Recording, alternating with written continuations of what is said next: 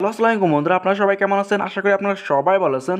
বন্ধুরা, চলে এলাম নতুন আরেকটি সরকারি নিয়োগ বিজ্ঞপ্তি নিয়ে আপনাদের সামনে।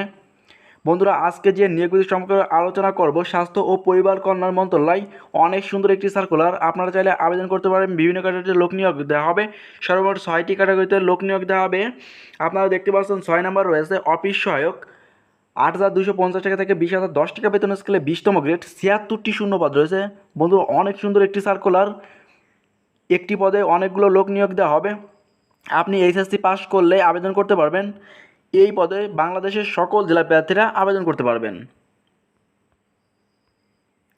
এছাড়াও প্রথম থেকে যদি শুরু করি, 1 নম্বর রয়েছে 60 মুদ্রাক্ষর কাম কম্পিউটার অপারেটর, 14তম গ্রেড, 10,200 টাকা থেকে 24,680 টাকা বেতন স্কেলে একটি পদ রয়েছে।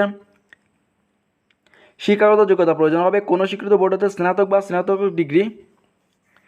কম্পিউটার চালানোর দক্ষতা থাকতে হবে। 60 লিপিতে প্রতি মিনিটে সর্বনিম্ন গতি ইংরেজিতে 70 শব্দ এবং বাংলায় 45 শব্দ, এবং কম্পিউটার মুদ্রাক্ষর প্রতি মিনিটে ইংরেজিতে 30 শব্দ ও বাংলায় 25 শব্দ ন্যূনতম থাকতে হবে।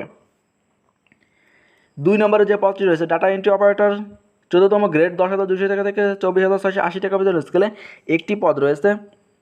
শিক্ষাগত যোগ্যতা প্রয়োজন হবে কোনো স্বীকৃত বোর্ড হতে উচ্চ মাধ্যমিক সার্টিফিকেট বা সমান পরীক্ষা উত্তীর্ণ হলে আবেদন করতে পারবেন। কম্পিউটার চালানোর দক্ষতা থাকতে হবে। কম্পিউটার মুদ্রাক্ষরের প্রতি মিনিটে বাংলায় 20 শব্দ ও ইংরেজিতে 20 শব্দ ন্যূনতম থাকতে হবে। এরপর যে পদটি রয়েছে অফিস সহকারী কাম কম্পিউটার অপারেটর, 16তম গ্রেড, 4টি পদ রয়েছে। শিক্ষাগত যোগ্যতা প্রয়োজন কোনো স্বীকৃত বোর্ড হতে উচ্চ মাধ্যমিক সার্টিফিকেট বা সমান পরীক্ষা উত্তীর্ণ হলে আবেদন করতে পারবেন। কম্পিউটার চালানোর দক্ষতা থাকতে হবে। কম্পিউটার মুদ্রাক্ষরের প্রতি মিনিটে বাংলায় 20 শব্দ ও ইংরেজিতে 20 শব্দ থাকতে হবে। পরে 4 নম্বর যে পদটি রয়েছে ইনস্ট্রুমেন্ট কেয়ারটেকার, 16তম গ্রেড, একটি পদ রয়েছে। 5 নম্বর রয়েছে রিসিপশনিস্ট, 16তম গ্রেড, 9,300 টাকা থেকে 22,490 টাকা পর্যন্ত স্কেলে 2টি পদ রয়েছে।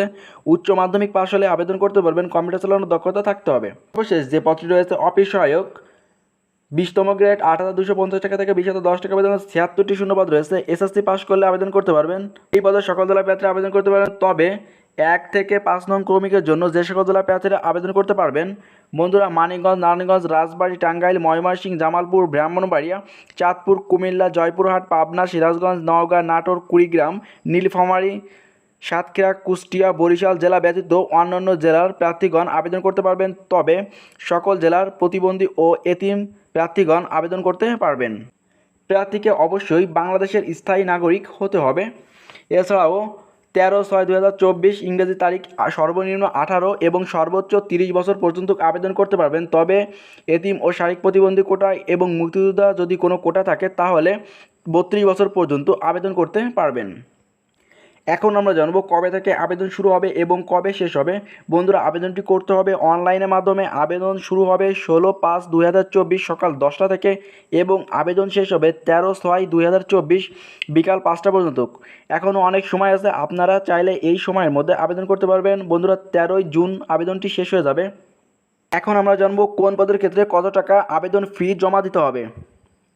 বন্ধুরা, 1 থেকে 5 নং পদের ক্ষেত্রে 200 টাকা এবং টেলিটক চার্জ 23 টাকা সহ 223 টাকা জমা দিতে হবে, এবং 6 নং পদের ক্ষেত্রে টেলিটক চার্জ সহ 112 টাকা জমা দিতে হবে আবেদন ফি বাবদ। বন্ধুরা, এই ছিল মোটামুটি আজকে নিয়োগ বিজ্ঞপ্তি সম্পর্কে। অনেক সুন্দর একটি সার্কুলার। আপনারা চাইলে এই সার্কুলারে আবেদন করতে পারেন।